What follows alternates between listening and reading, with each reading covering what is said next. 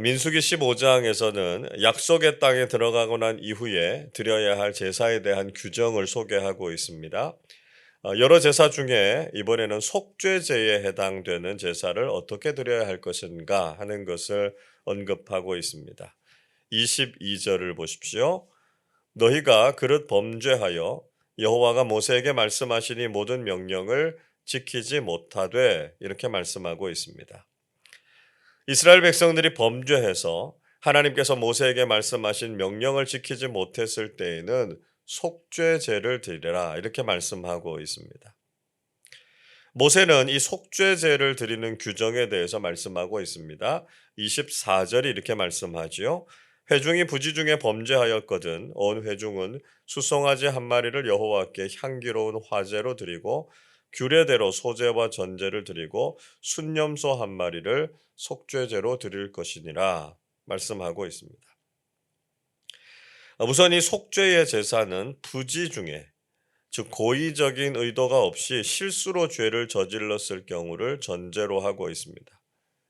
이후에 고의로 지은 죄에 대해서는 용서의 가능성을 없애버리죠. 지금도 어떤 범죄가 일어났을 때는 고의성이 있는지 계획성의 여부가 있는지에 따라서 형이 더 무거워지지 않습니까? 우리도 의도적이거나 다 알고 있으면서도 죄를 짓는다라고 하는 것은 하나님의 무서운 형벌을 받는다라고 하는 것을 잊지 말아야 된다라고 하는 것이죠. 이스라엘 회중 전체가 죄를 지었을 때는 수송아지 한 마리를 잡아서 하나님께 화제, 즉 번제를 드리라 이렇게 명령하고 있습니다. 그리고 뒤이어서 소제와 전제, 또 순념소를 잡을 것을 이야기하죠. 자, 여기에 나오는 이 속죄제의 제사는 레위기에서 언급하고 있는 속죄제와는 다소 차이가 있습니다. 레위기 4장 14절은 이렇게 말씀합니다. 그 범한 죄를 깨달으면 회중은 숫송아지를 속죄제로 드릴지니 그것을 회막 앞으로 끌어다가 이렇게 말씀합니다. 자, 레위기에서는 회중의 속죄를 위해서 숫송아지를 속죄의 제물로 드리라 이렇게 말씀하고 있죠. 자, 그런데 여기서는요. 숫송아지를 화제로 드리고 규례에 따라서 소제와 전제도 드리라 이렇게 말씀합니다.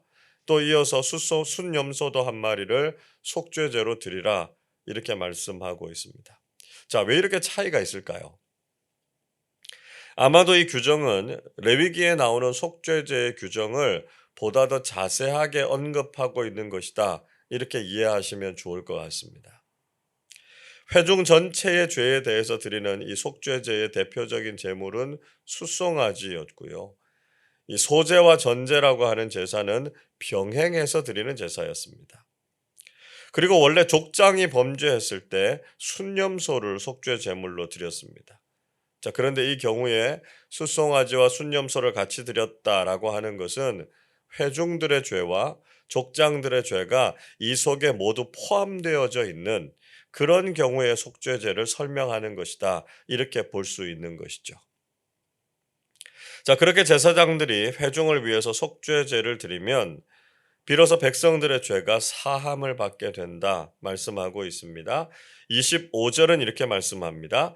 제사장이 이스라엘 자손의 온 회중을 위하여 속죄하면 그들이 사함을 받으리니 이는 그가 부지 중에 범죄함이며 또 부지 중에 범죄함으로 말미암아 헌물 곧 화제와 속죄제를 여호와께 드렸음이라 말씀하고 있습니다. 하나님께서는 드려진 헌물 즉 화제와 속죄제로 하나님께 드려진 것을 받으시고 그들의 죄를 사해 주실 것이다 이렇게 말씀하셨습니다. 자, 그런데 이런 속죄의 제사는 외국인의 경우도 드릴 수 있었습니다. 26절 보시면 만약에 이스라엘 중에 거주하는 외국인일지라도 잘 모르고 죄를 지었을 경우에는 이 속죄제를 통해서 죄사함을 받았습니다.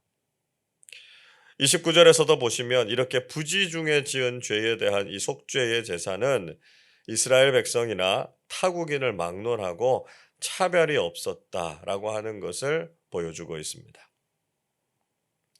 자, 이번에는 온 회중이 아니라 한 사람이 죄를 지었을 경우에는 그보다 작은 예물을 드려서 속죄제를 드렸습니다. 27절을 보십시오. 만일 한 사람이 부지 중에 범죄하면 1년 된 암염소로 속죄제를 드릴 것이요 말씀하고 있습니다. 자, 한 사람이 죄를 지었을 경우에는 1년 된 암염소 한 마리로 속죄제를 드렸습니다. 그러니까 이스라엘 전체나 지도자들의 죄에 비해서는 백성 한 사람의 죄는 그 정도로 파급 효과가 크지 않기 때문에 암염소로 제물을 대체했던 것이죠. 자, 그러나 정말 심각한 죄가 있었는데요. 그것이 바로 고의로 저질러진 죄였습니다. 그리고 그에 대해서는 하나님께서 결코 용서하지 않으실 것이다 말씀하셨습니다. 30절은 이렇게 말씀하지요. 본토인이든지 타국인이든지 고의로 무엇을 범하면 누구나 여호와를 비방하는 자니 그의 백성 중에서 끊어질 것이라 말씀하고 있습니다.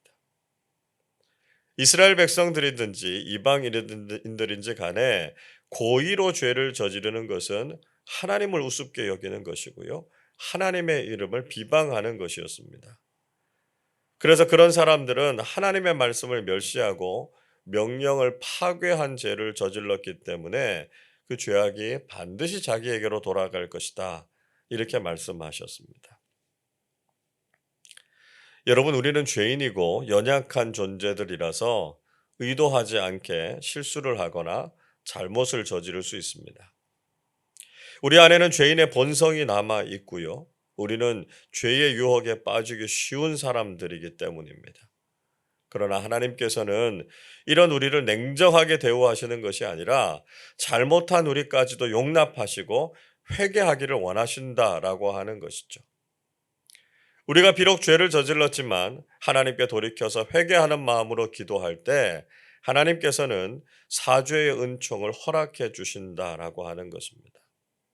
그러나 이것을 악용해서 의도적으로 죄를 짓는 것은 하나님을 모욕하는 것이기 때문에 절대로 용서받을 수가 없다는 것입니다.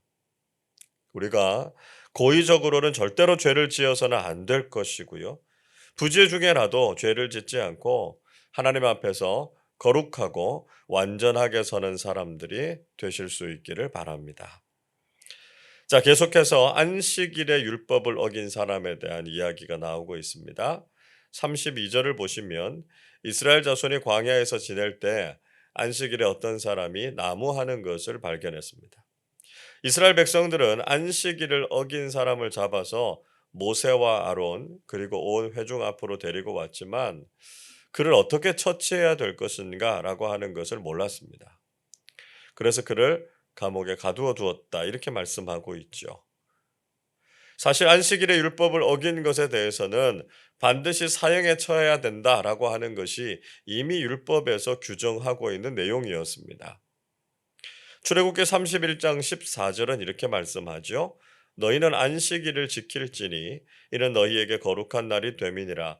그날을 더럽히는 자는 모두 죽일지며 그날에 일하는 자는 모두 그 백성 중에서 그 생명이 끊어지리라. 이렇게 말씀하고 있습니다. 자, 그런데도 이스라엘 백성들이 율법을 몰랐기 때문에 그를 죽이지 않았고 감금해 놓았던 것이 아니었습니다. 안식일을 어긴 사람에 대해서 사형을 집행해야 하는데 어떻게 죽여야 하는지에 대해서 명문화되어져 있지 않았기 때문에 그 지침이 있을 때까지 가두어 두었던 것이죠. 하나님께서는 모세에게 안식일을 어긴 사람을 돌로 칠 것을 명령하셨습니다. 35절 이렇게 말씀하지요. 여호와께서 모세에게 이르시되 그 사람을 반드시 죽일지니 온 회중이 진영 밖에서 돌로 그를 칠지니라 말씀합니다. 하나님께서는 안식일을 고의로 어기고 일을 한 것에 대해서 아주 엄격하게 처벌하셨습니다. 자, 우리도 안식일을 기억해서 거룩하게 지키는 것, 우리 자신을 위해서 안식일을 어기고 유익을 추구하는 것이 얼마나 심각한 죄인가라고 하는 것을 알아야 한다는 것입니다. 우리가 주일을 성수하고 온전하게 예배 드리는 것을 절대로 가볍게 생각해서는 안 된다라고 하는 것이죠. 이어서 하나님께서는 이스라엘 자손들의 옷단 귀에 술을 만들어서 달 것을 명령하셨습니다. 38절을 보십시오. 이스라엘 자손에게 명령하여 대대로 그들의 옷단 귀에 술을 만들고 청색끈을 그 귀의 술에 더하라 말씀하고 있습니다. 하나님께서는 옷단 귀에 술을 만들고 거기에 청색끈을 더하라고 명령하셨습니다. 자, 이유가 무엇일까요? 39절 이렇게 말씀하죠. 이 술은 너희가 보고 여호와의 모든 계명을 기억하여 준행하고 너희를 방종하게 하는 자신의 마음과 눈의 욕심을 따라 음행하지 않게 하기 위함이라 말씀하고 있습니다. 청색으로 만든 술은 사람들의 눈에 잘 띄게 만든 것이었습니다. 그래서 이것을 보면서 하나님께서 주신 모든 계명을 기억하고 행하게 하기 위함이었습니다. 이스라엘 백성들이 늘 하나님의 말씀을 기억하면서 욕심을 따라서 음행을 따르고 죄를 짓지 않도록 하기 위함이었다는 것이죠. 자, 하나님께서는 이스라엘 백성들이 하나님의 모든 계명을 기억하고 행하면서 거룩한 하나님의 백성들이 되기를 원하셨다는 것입니다. 40절 말씀을 우리 같이 읽어보겠습니다. 그리하여 너희가 내 모든 계명을 기억하고 행하면 너희의 하나님 앞에 거룩하리라. 이스라엘을 구원하시고 율법을 주신 목적은 바로 거룩이었습니다. 하나님께서는 이스라엘 백성들이 거룩해져서 그들의 하나님이 되시고자 하셨던 것이죠. 자, 41절도 같이 읽어보겠습니다. 나는 여호와 너희의 하나님이라. 나는 너희의 하나님이 되려고 너희를 애굽 땅에서 인도해 내었느니라. 나는 여호와 너희의 하나님이니라. 여러분, 하나님께서는 우리가 하나님의 말씀과 계명대로 순종하기를 원하십니다. 그래서 우리가 하나님의 말씀을 기억하면서 거룩한 하나님의 백성들이 되도록 우리를 구원해 주신 것이죠.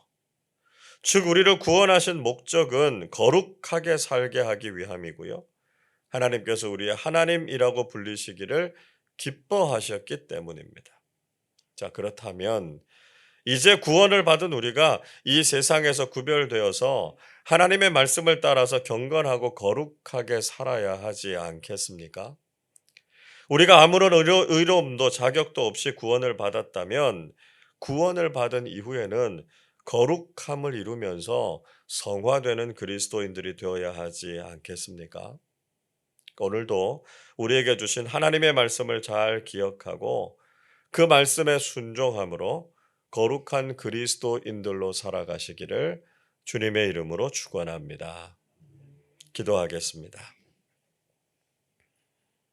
사랑과 은혜가 풍성하신 아버지 하나님, 이 죄악 많은 세상에서 아무런 자격도 없는 저희들을 구원하여 주신 은총에 감사를 드립니다. 우리를 구원하신 목적은 저희들이 거룩한 그리스도인으로 살게 하심임을 믿습니다. 구원의 은혜를 경험한 우리가 과거의 죄에 머물지 않게 하시고 하나님의 말씀을 기억하고 행하게 하셔서 거룩하고 정결한 그리스도인으로 살게 해 주옵소서. 그래서 하나님께서 우리의 하나님이심을 선포하고 하나님의 영광을 위한 삶을 살게 해 주옵소서. 오늘도 저희들의 인간적인 부족함과 연약함은 다 감추어 주시고 성령 하나님께서 저희들의 삶을 인도해 주셔서 하나님의 말씀에 순종하고 하나님의 뜻을 이루는 삶을 살게 하여 주옵소서. 감사드리며 우리 주님 예수 그리스도의 이름으로 기도하옵나이다. 아멘.